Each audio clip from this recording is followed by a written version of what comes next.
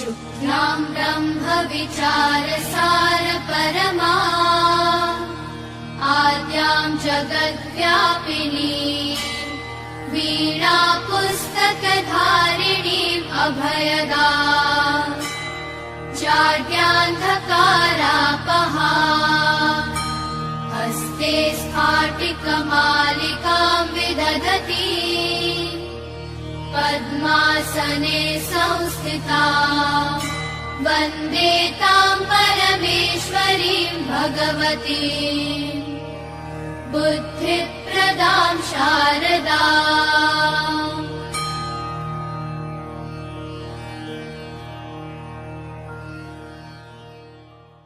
मित्रों, नमः संस्कृताय। भूषण देववाणी द संस्कृत क्लासेस से मैं आपका दोस्त अजय पांडे।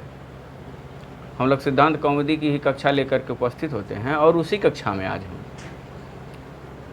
एक नई संधि, पीछे हम अकासवर्णे दीर्घ मतलब दीर्घ संधि पढ़े और उसी क्रम में लोग सिद्धांत कौमुदी में एक नई संधि जिसको हम पूर्व रूप के नाम से जानते हैं, आज उस संधि की चर्चा करेंगे। आइए हम पूर्व रूप के सूत्र को पहले लिखते हैं। पूर्व रूप स्वर संधि। यदि इसे हम अष्टाध्यायी में देखते हैं तो पूर्व रूप अष्टाध्यायी के क्रम में यदि हम देखते हैं तो इस सूत्र को हम छठवें अध्याय में पढ़ते हैं। छठवें अध्याय के पहले पाद का 109वां सूत्र है और लोक सिद्धांत कौमुदी में लिखा गया है पूर्व रूप विधायकम सूत्रम, मतलब पूर्व रूप का विधान करने वाला सूत्र। तो मान लीजिए आपसे एक प्रश्न पूछा जाए कि पूर्व रूप का विधान करने वाला सूत्र कौन सा है, तो पूर्व रूप का विधान करने वाला सूत्र कौन सा है जो पूर्व रूप संधि करने वाला होगा, पूर्व स्वर संधि करने वाला होगा, तो वह सूत्र है, पूर्व रूप का विधान करने वाला सूत्र है एङः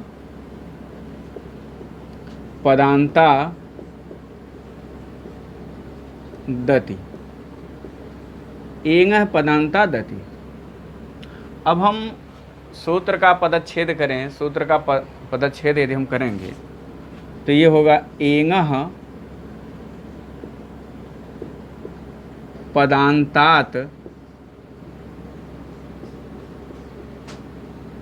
अति। अब हम पदान्वय कर लें तो पदान्वय जब कर देंगे तो ये बनेगा पदान्तात् एङः अति।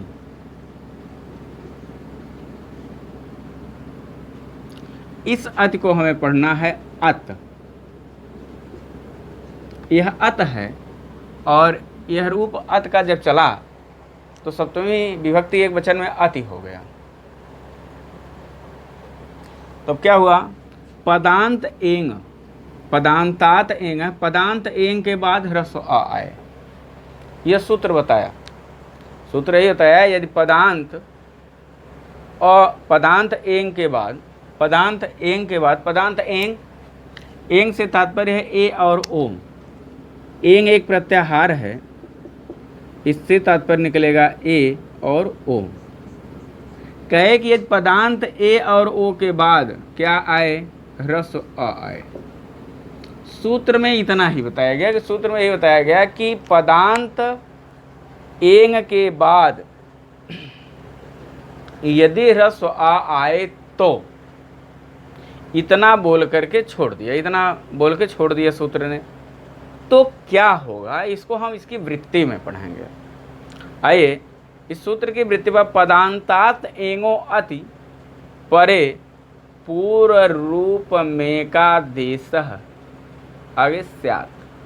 कहे कि पदांत एंग के बाद, पदांत ए और ओ के बाद यदि अ आए परे अ तो पूर्व रूप में का देश स्यात्, तो दोनों के स्थान पर, इस ए और अ के स्थान पर ओ और अ दोनों के स्थान पर पूर्व रूप हो जाएगा। तो हम पीछे पर रूप पढ़ करके आए थे, तो जब पर रूप हो रहा था तो प्र धन एजते था, तो प्र के अ और एजते के ए दोनों को जब पर रूप हो रहा था तो ए हो जा रहा था। यहाँ भी कंडीशन कुछ उसी के उल्टे है। वहाँ उपसर्ग का होना चाहिए था और बाद में धातु होनी चाहिए थी। यहाँ उल्टी कंडीशन हुई कि पदांत का ए होना चाहिए और बाद में ह्रस्व अ होना चाहिए। वहाँ अकारांत उपसर्ग होना चाहिए और एंग से प्रारंभ होने वाली धातु होनी चाहिए। वहाँ ए और ओ बाद में था, यहाँ ए और ओ पहले है। तो यदि पदांत ए और ओ के बाद अ आए, पदांत ए और ओ के बाद यदि अ आए तो क्या होगा, तो कहे कि तब पूर्व रूप हो जाएगा। पूर्व रूप क्या होगा, पूर्व रूप क्या होगा, हम थोड़ा सा इसकी वृत्ति है जो लिखे हुए हैं इसको हम काटेंगे। वृत्ति नहीं, ये पदच्छेद जो लिखे हैं इसको मिटाएंगे और आप पूर्व रूप पढ़ाएंगे। तो कहे कि पूर्व रूप होगा। जब पूर्व रूप होगा तो कैसे होगा, एक पूर्व, पूर्व और पर, यही पढ़े हैं। पर बाद वाले को तो वहाँ ए हो रहा था प्रधन एते से, तो पर रूप हो रहा था। अब यहाँ होगा ए धन अ बराबर ए, इतना पढ़िएगा। फिर ओ धन अ बराबर ओ। तो जब हम आइए पूर्व रूप का भी देख लें। पर रूप का, पूर्व रूप का ये है। पर रूप में हम पढ़े थे कि प्र धन एजते, ऐसा पढ़े थे। तो प्र में क्या निकाले थे, अ, और एजते से निकला था ए, और दोनों के स्थान पर हम किए थे ए। तो यहाँ पर में है और यह पूर्व में है। तो देखिए यहाँ कहीं अ दिखाई दिया, नहीं दिखाई दिया। इसीलिए जब ये आदेश बाद वाला आदेश हुआ तो वह पर रूप हुआ। तो जब पूर्व वाला आदेश होगा तो क्या होगा, पूर्व रूप होगा। तो यदि पदांत एंग के बाद, यदि पदांत एंग के बाद ए और ओ के बाद ह्रस्व आ आए, पदांत एंग के बाद ए और ओ के बाद ह्रस्व आ आए तो दोनों के स्थान पर पूर्व रूप हो जाएगा। पूर्व रूप में क्या होगा, ए और ओ के स्थान, ए और आ, ओ क्षमा कीजिएगा, ए और आ दोनों के स्थान पर ए होगा, ए और आ दोनों के स्थान पर ए होगा, ओ और अ दोनों के स्थान पर ओ हो जाएगा। जैसे पर रूप में हम पढ़े थे अ और ए के स्थान पर ए, उसी तरह से यहाँ भी ए और अ दोनों के स्थान पर अ। परिस्थिति वैसी है, एकदम उल्टी है, विपरीत है। वहाँ ए बाद में था, यहाँ ए पहले है। तो ए पहले हुआ तो पूर्व रूप हुआ, ए बाद में होता तो पर रूप होता। बस इतना जान लीजिए। और वहाँ की कंडीशन कुछ, परिस्थिति कुछ दूसरी थी और यहाँ की परिस्थिति कुछ दूसरी है। वो नियम दूसरा था, ये नियम दूसरा है। वो नियम दूसरा था, ये नियम दूसरा है। आइए तो इसे हम क्या पढ़ना है, यदि एक बार फिर से पढ़ लें इसको। यदि पदांत एकार ओकार, एकार या ओकार, अब एकार ओकार भी दिया, एक जिस शब्द में जिस पद के बाद, जिस अक्षर के बाद कार लगेगा वह उसी का बोध कराएगा। यदि पदांत एकार ओकार मतलब ए और ओ के बाद ह्रस्व आ आए तो दोनों के स्थान पर क्या हो जाए, ए और ओ, एकार और ओकार हो जाता है। और अब ये स्थिति जब बन गई तो अब एक परिस्थिति, एक कंडीशन में तो ये आ कहाँ गया। इस आ की सूचना देने के लिए, इसी आ की सूचना देने के लिए इसके बाद एक चिन्ह यस ऐसा बना दिया था, इसी आ की सूचना देने के लिए। और यही पूर्व रूप संधि को यही प्रकट भी करता है। तो वृत्ति भी हम पढ़ लिए सूत्र की, और सूत्र को भी पढ़ लिए। तो अब हम पूरी तरह से ये पढ़ लिए कि यदि पदांत ए और ओ के बाद ह्रस्व आ आए तो ए और आ के स्थान पर ए, ओ और आ के स्थान पर ओ हो जाता है। चूंकि ए पूर्व में है इसीलिए इसको पूर्व रूप संधि कहेंगे, ओ पूर्व में है इसीलिए इसको पूर्व रूप कहेंगे। बहुत ज़्यादा इसमें दिमाग लगाने की ज़रूरत नहीं है। जब पूर्व वाला हो रहा है, जब ए हो रहा है और पूर्व में ए है तो पूर्व रूप होगा। ए तो पर रूप में भी हो रहा था लेकिन ए वहाँ बाद में था। आइए हम पूर्व परिरूप की इसलिए चर्चा किए।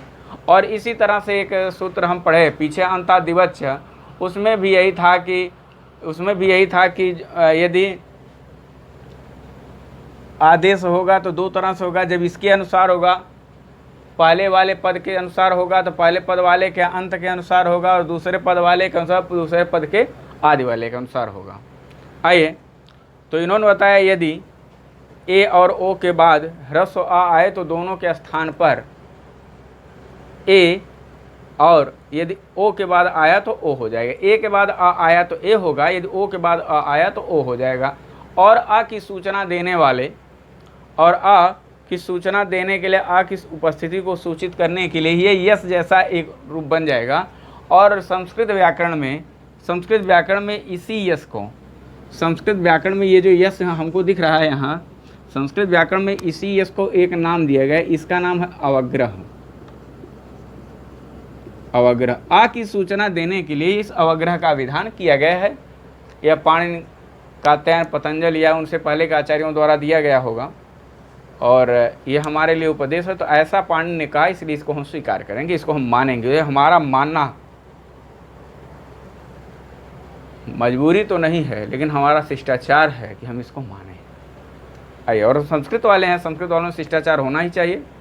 आइए, अब इसके हम उदाहरण को देख लें। हरे औ,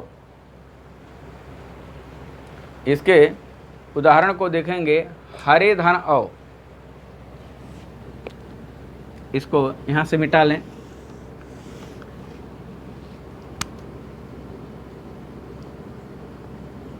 हरे धन औ, यह हरे पदांत है, हरे पद है। कहाँ का? ये संबोधन का है, संबोधन एक वचन का है। तो ये बन गया हर ए धन औ। यदि पदांत ए के बाद अ आए तो दोनों के स्थान पर ए हो जाएगा। तो ये बन गया हर ए व। जब इसका हम संयोग करेंगे तो इसी आ के स्थान पर जो इस अवग्रह की हम चर्चा किए थे उसी को लिख दें। अब जब यह हर का र बोलेंगे, हर का र ए से जब मिलेगा तो यह ए अपनी मात्रा देगा, तो ये बनेगा हरे। थोड़ा सा इधर करेंगे तो थोड़ी आसानी हो जाएगी बनाने में रूप, हरे। और इस आ की सूचना देने वाला एक चिन्ह विशेष, और ये बन जाएगा हरेव। इसी तरह से विष्णु धन अव, विष्ण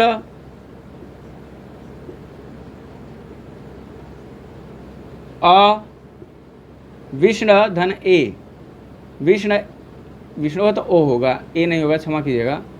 विष्ण ओ धन अव, इन दोनों के स्थान पर ओ हो जाएगा। अब ये बनेगा विष्ण ओ व। अब इस आ की सूचना देने वाला अवग्रह आएगा, और जो इसका हम संधि पद बनाएंगे तो विष्णु बन जाएगा। यहाँ लिखें जिससे कि यह पता चले कि यह आ कहाँ का है। ऐसे व,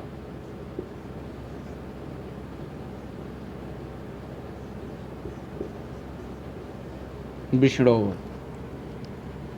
तो अब मान लीजिए आपसे इसकी सिद्धि पूछी जाए। सिद्धि तो यहाँ नहीं पूछी जाती कंपटीशन में, लेकिन मान लीजिए कि कोई ग्रेजुएशन का विद्यार्थी देख रहा हो, उसको विद्यार्थी कहना या कोई मित्र देख रहे हो, तो हरे धन और इस स्थिति में हरे पद जो है एंग अंत है। हरे पद कैसा है? एंग मतलब ए उसके अंत में है, एंग अंत है। तो यहाँ एंगा पदांतादेश सूत्र के द्वारा पूर्व रूप ए हुआ, पूर्व रूप ए हुआ। और जब हम इसका संयोग करने लगे तो संयोग करते समय इसकी सूचना देने वाले अवग्रह का हम प्रयोग कर लेते हैं। बस यही इसकी सिद्धि है।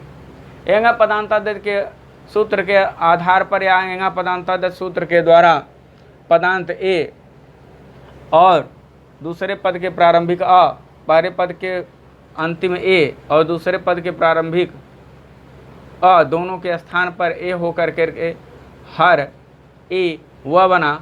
और जब हम संयोग करने लगे तो आ की सूचना देने के लिए एक विशेष प्रतीक चिन्ह का, जो इसको हम यश जैसा कहते हैं, संस्कृत में अवग्रह का चिन्ह कहा गया है, तो दोनों के बीच में हम अवग्रह का चिन्ह लगा लेते हैं, तो ए व, तो फिर जब मिलाएंगे तो हरे ओ बन जाएगा। इसी तरह से विष्णु धन ओ, विष्णु धन अव, तो विष्णु, तो विष्णु ओ अव, विष्णु के ओ, तो ओ और आ को मिला करके ओ हुआ, और फिर वही नियम आया, वही चिन्ह बन करके आया, तो विष्णु बन गया। और संधि की सिद्धि में केवल 2 सूत्र को लिख सकते हैं, और केवल एक लिख दें तभी कोई एंगा पदांतादत लिख दीजिए, और इस तरह से लिख दीजिए, यहाँ एंगा पदांतादत लिखिए यहाँ, और उसके बाद लिख दिए संयोग करने पर, संयोग करने पर विष्णु रूप सिद्ध हुआ। यहाँ लिखिएगा तो हरेव रूप सिद्ध हुआ। इसी तरह से आपको सतीशो अवदत, रामो अवदत, बालको अवदत, और भी केपी है, कोपी है, ऐसे अन्य भी उदाहरण आपको मिलेंगे, उनको भी आप सिद्ध कीजिएगा। आइए अब हम, चूँकि यहाँ 2 उदाहरण दिया गया था, उन दोनों उदाहरणों की हम चर्चा कर लेते हैं। अगला सूत्र पढ़ना है हमको, सर्वत्र विभाषा गोह। अगला सूत्र जो पढ़ना है वह सूत्र है सर्वत्र विभाषा गोह।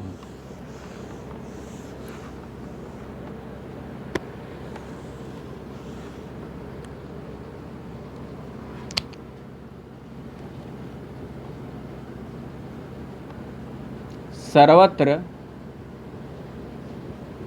विभाषा गोह, सर्वत्र विभाषा गोह। अब यदि हम अष्टाध्यायी पढ़े होते तो सबसे पहले हम विभाषा ही पढ़ लेते, और विभाषा एक संज्ञा है। विभाषा क्या है? एक संज्ञा है, और विभाषा की संज्ञा का सूत्र है ना वाइति, ना वेति विभाषा, होगा भी और नहीं भी होगा, जहाँ ऐसे नियम, मतलब एक तरह से विभाषा को विकल्प जान लीजिए। विभाषा को क्या जान लीजिए? विकल्प जान लीजिए। और लघु सिद्धांत कौमुदी में प्रकृति भाव अविधि सूत्रम लिखा गया है। प्रकृति भाव करने वाला यह सूत्र जो होगा वह क्या करेगा? प्रकृति भाव करेगा। यह सूत्र क्या करेगा? प्रकृति भाव करेगा। कौन सा सूत्र करेगा? तो कहे सर्वत्र विभाषा गो। यदि हम अष्टाध्यायी में इसको तो पहले यहाँ देख लिए कि गोह सर्वत्र, सब जगह यदि गो हो तो विकल्प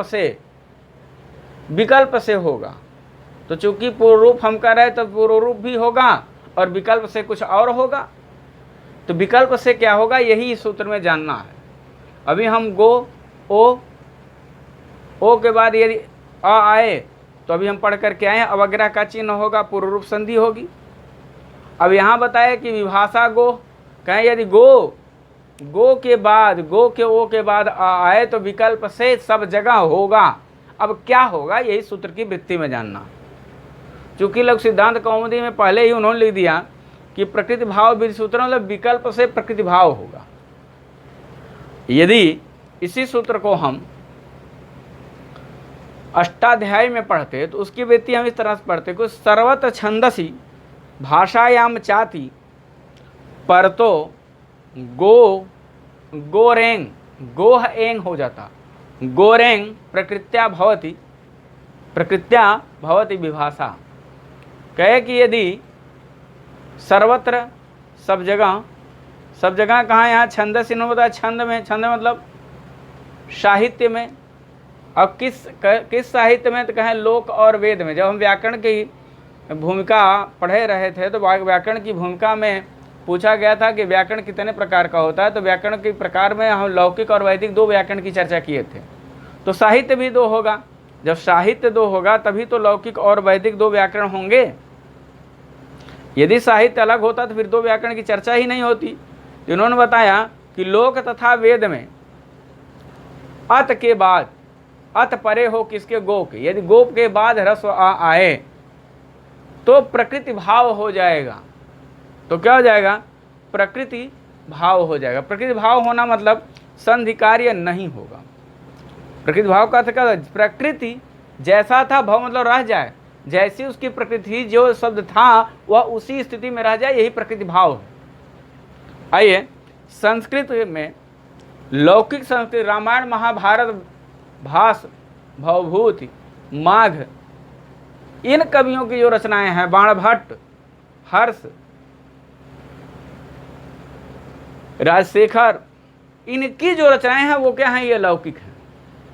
तो कहें कि लौकिक संस्कृत में, और जैसे वेद हैं, उपनिषद हैं, पुराण हैं, ये सब कुछ ये माने जाते हैं कि ये वैदिक है। तो कहें वेद में जिस नियम का पालन होता है उसे वैदिक नियम कहते हैं, वो वैदिक साहित्य है।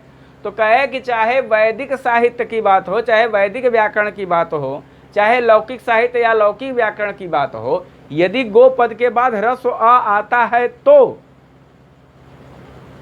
क्या होगा? तो इन्होंने बता दिया प्रकृतस्थ, प्रकृत्या भवति विभाषा। तो वहां विकल्प से प्रकृति हो जाती है, प्रकृत्या, प्रकृति ही रह जाता है, तृतीया व्यक्ति, प्रकृत्या से प्रकृति से हो जाता है। तो कहा प्रकृति से क्या हो जाता है, जैसा था वैसा ही रह जाता है। आइए हम इसकी वृत्ति पढ़ लें लघु सिद्धांत कौमुदी की। तो लघु सिद्धांत कौमुदी की वृत्ति में लिखा है कि लोके वेदे, लोक और वेद में, मतलब लौकिक संस्कृत और वैदिक संस्कृत में, चैंगंतस्य गोरिति वा प्रकृति भाव पदांते। कहे कि यदि लौकिक और सर्वत्र, यहाँ पर लौकिक सर्वत्र का अर्थ यहाँ क्या निकलेगा, ये जो सर्वत्र विभाषा है ना, यही इसी का दो अर्थ निकलेगा, लोके वेदे च, इस सर्वत्र का है। लोक और वेद मतलब लौकिक और वैदिक संस्कृत में। कहे कि लौकिक और वैदिक संस्कृत में अब किससे गो पद के बाद, यदि लौकिक संस्कृत में गो पद के बाद क्या आए, कहे कि ह्रस्व आ जाए तो प्रकृति भाव हो जाएगा वाह विकल्प से। आइए, लोके वेदे चयंगंत से गोह अति, गो के बाद अति, अति अभी पढ़े थे हम, एंगा पदांता दति। तो यदि लौकिक और वैदिक संस्कृत में गो पद के बाद अति ह्रस्व अ आए तो क्या होगा? इन्होंने कहा प्रकृति भाव वा, विकल्प से प्रकृति भाव होगा, लेकिन गो कहाँ है? पदांत में होना चाहिए, पदांत में ओ होना चाहिए। पदांत में क्या होना चाहिए? ओ होना चाहिए।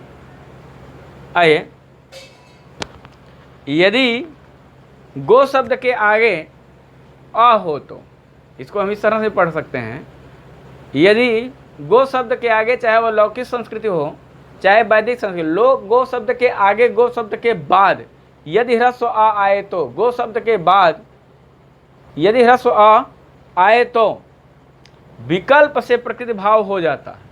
विकल्प से क्या हो जाता है? प्रकृति भाव हो जाता है। और अभी हम ओ के बाद क्या पढ़े थे? ओ के बाद अभी हम पढ़े थे अ, और यहाँ भी गो के बाद क्या आएगा?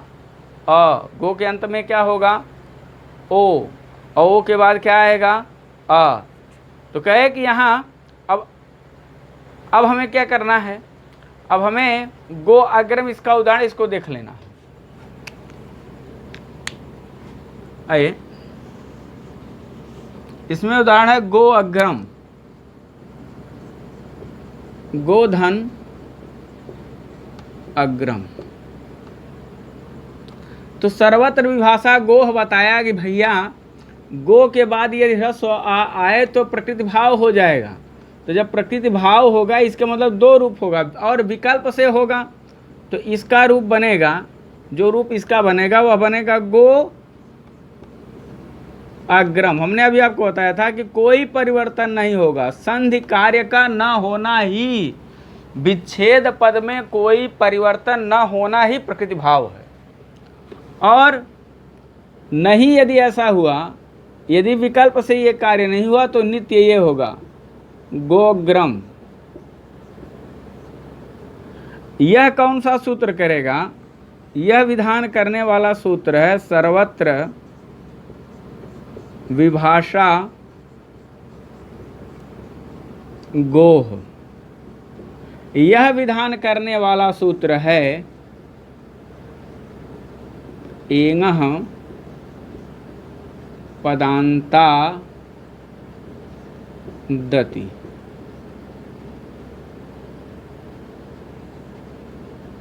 एंगः पदांता दति, ये है।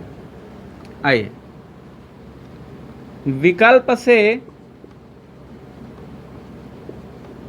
विकल्प से क्या होने पर, प्रकृति भाव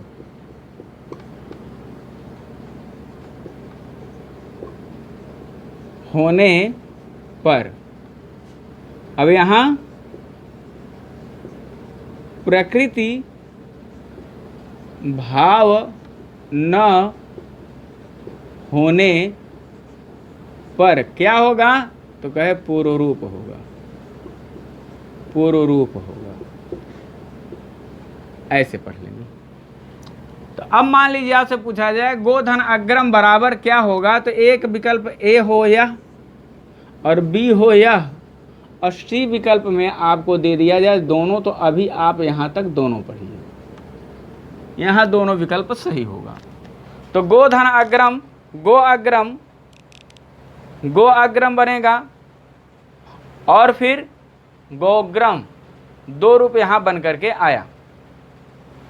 आइए, अब हम दो रूप पढ़ लिए। तो अब इसी वृत्ति में और लिखा गया है एंगन्तस्य किम, कहे कि इस सूत्र की वृत्ति में एंगंत लिखा गया था। कहाँ लिखा, च एंगन्तस्य। आप देखिए, लोके वेदे च एंगन्तस्य, चैंगन्तस्य, लोके वेदे च एंगन्तस्य। तो कहे इस सूत्र में ये लिखा गया था कि एंगंत क्यों लिखा गया, सूत्र में एंगंत लिखने का क्या कारण था, सूत्र में एंगंत क्यों लिखा गया, एंगंत लिखने का क्या कारण था। तो इन्होंने बताया कि फिर एंगंत से क्यों के बाद दे दिया चित्रगु अग्रम। क्या दिया इन्होंने, चित्रगु अग्रम। तो कहे कि एंगंत से क्यों लिखा गया, तो एंगंत से क्यों लिखा गया, तो कहे कि चित्रगु अग्रम, चित्रगु अग्रम दिया इन्होंने, चित्रगु अग्रम बनेगा इसका संधि विच्छेद। तो कहे कि यदि एंगंत न कहा जाता, केवल गो पद कह दिया जाता, एंगंत न कहा जाता, गो पद भी होना चाहिए, एंगंत होना चाहिए। तो चित्रगु में भी तो गो पद है, जो ओ है। तो कहे कि यदि हम ना कहते तो फिर चित्रगु अग्रम में भी ऐसा होने लगता। सूत्र में एंगंत कहने का यही कारण था कि भैया यदि ए और ओ होगा तभी होगा, ऐसा नहीं है कि चित्रगु गु आ जाए, गु के बाद आ जाए। ऐसे लिख देते कि यदि गो पद के बाद, यदि गो पद के बाद ह्रस्व आ आए तो क्या हो जाएगा, विकल्प से प्रकृति भाव होगा और नहीं तो पूर्व रूप होगा। यदि ऐसा कह देते तो चित्रगु अग्रम में भी यह नियम लागू हो जाता। तो इन्होंने बताया कि एंगंत कहने से चित्रगु अग्रम में यह नियम नहीं लगेगा। अब गो शब्द है, गो शब्द का गो स्त्रियोह उपसर्जनम एक सूत्र मिलेगा आपको। गो स्त्रियोह रूपसर्जनम, गो स्त्रियो रूपसर्जनस्य, ये सूत्र है। गो स्त्रियो रूपसर्जनस्य, गोह स्त्रियो उपसर्जनस्य, स्त्रियोह उपसर्जनस्य, ये सूत्र है। इस सूत्र से गो के ओ को ह्रस्व होकर के यह ऊ हो जाता है, गो के ओ को क्या ह्रस्व होकर के यह ऊ हो जाता है, तो गो बन जाता है। तो अब ये बन गया चित्रगु, और हम चित्रगु अग्रम जब पढ़ेंगे तो वहाँ हमको मिलेगा, यह समास में मिलेगा। यह कहाँ मिलेगा, समास में मिलेगा। तो हम वहाँ पढ़ेंगे जब तो चित्रगु अग्रम पढ़ेंगे। यहाँ अभी हमें चित्रगु अग्रम में क्या करानी है, संधि करानी है। क्या करानी है, संधि करानी है। तो हम संधि को ही पढ़ें तो चित्रगु अग्रम, चित्र कबरी गाय के आगे आगे, ऐसा कुछ इसका अर्थ निकलेगा। चित्रगोग्रम का यही अर्थ निकलना चाहिए कि चितकबरी गाय के आगे। क्या निकलना चाहिए? चितकबरी गाय के आगे। तो कहे यहाँ प्रकृति भाव नहीं होगा। जब प्रकृति भाव नहीं होगा, ये इसको मिटा लें और उदाहरण देखें, चित्रगुधन अग्रम।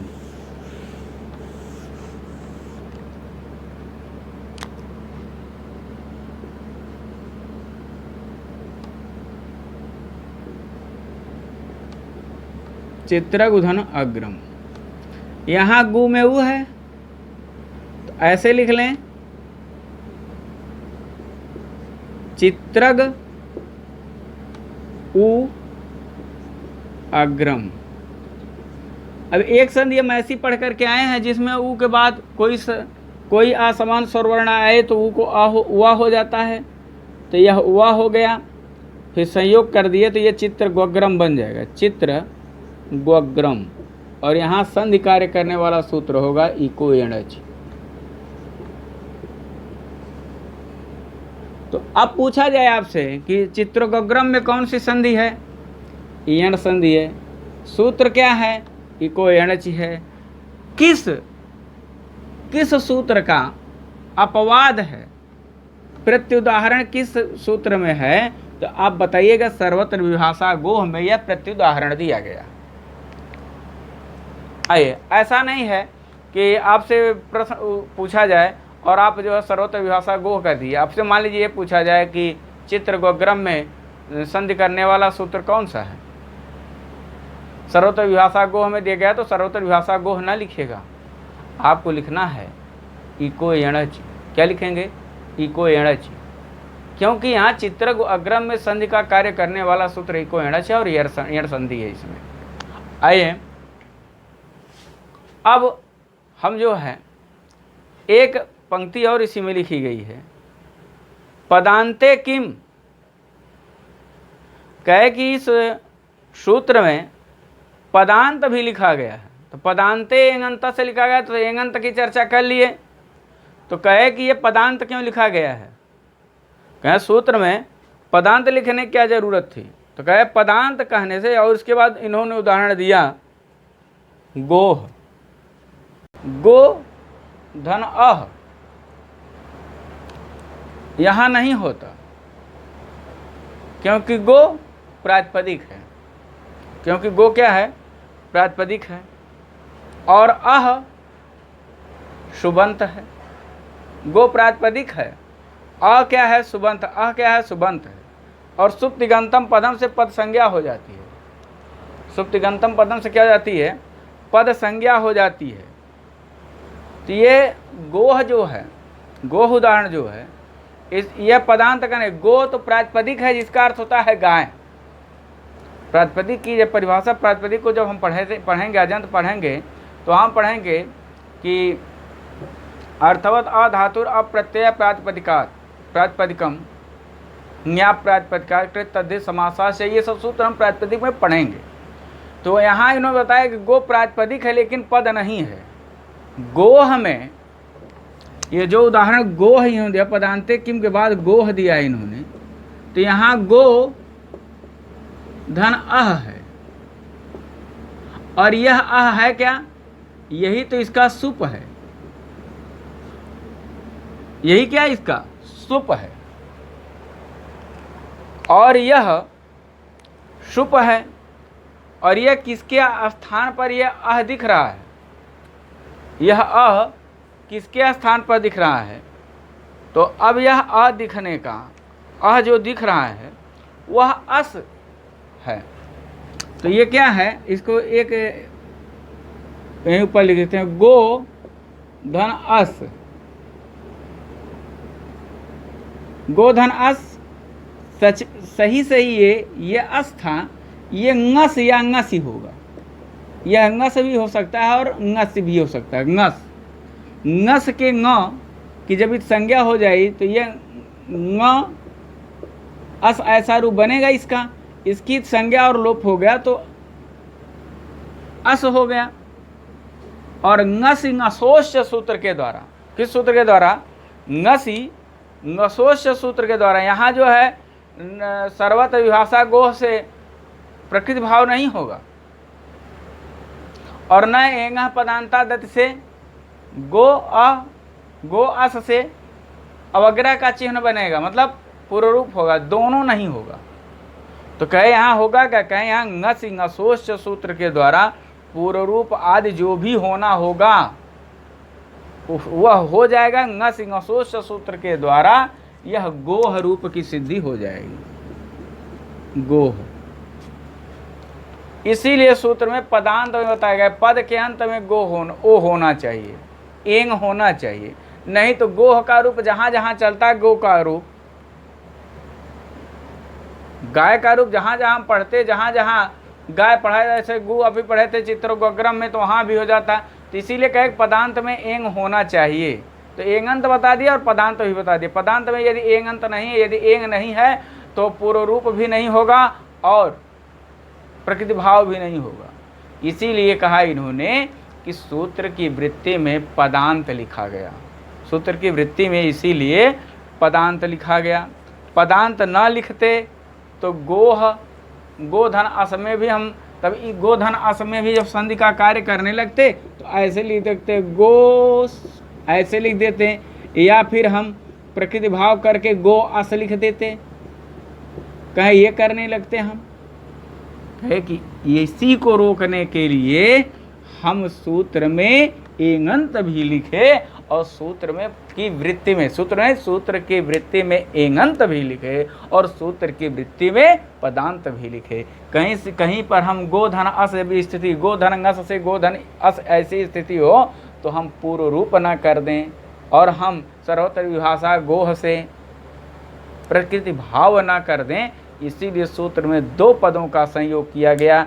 एक पद आया कौन सा, एंगंत, और दूसरा पद आया पदांत। ngस ngसोश्च सूत्र के द्वारा यहाँ पर प्रकृति भाव आदि होकर के ngसी, ngसोश्च सूत्र के द्वारा यहाँ पर आकार का पूर्व रूप नहीं हुआ और गोह रूप बन गया, गोह रूप बन गया। यहाँ ngस ngसोश्च सूत्र आया और उसने पूर्व रूप होने के विधान को रोका और वृत्त विसर्ग होकर के फिर ngस ngसोश्च सूत्र से यह गोह रूप की सिद्धि हो जाती है। बस आज के लिए इतना ही। आपसे फिर निवेदन है कि आप चैनल को लाइक करें, सब्सक्राइब करें, चैनल को अपने मित्र मंडली में जहाँ तक होए वहाँ तक शेयर करें और जो भी हमारे पास होगा हम आपके पास ऐसे धीरे धीरे पहुँचाते रहेंगे। एक दिन यह भागीरथ प्रयास जो होगा यह पूरा होगा और हम लोग सिद्धांत कौमुदी को ऐसे मस्ती में पढ़ते हुए आगे बढ़ जाएंगे।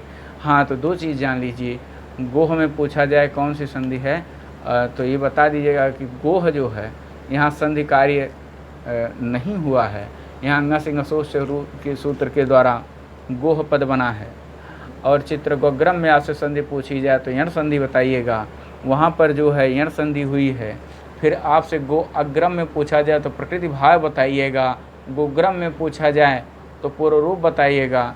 पूर्व रूप जब बताइएगा तो सूत्र का नाम क्या लेना है आपको, एंगा पदांता दधि, और पूर्व रूप जब आपको बताना है, प्रकृति भाव जब आपको बताना है तो सर्वत्र विभाषा गोह बताना है और गोह में कोई संधि कार्य नहीं हुआ है। संधि कार्य को रोकने वाला सूत्र है ngस ngसोश्च। ngस ngसोश्च सूत्र ने आकर के गो धन अस ऐसी स्थिति में अस के स के स्थान पर रुत विसर्ग आदि हुआ और वह पद जा करके गोह बन गया। बस आज के लिए इतना ही, धन्यवाद।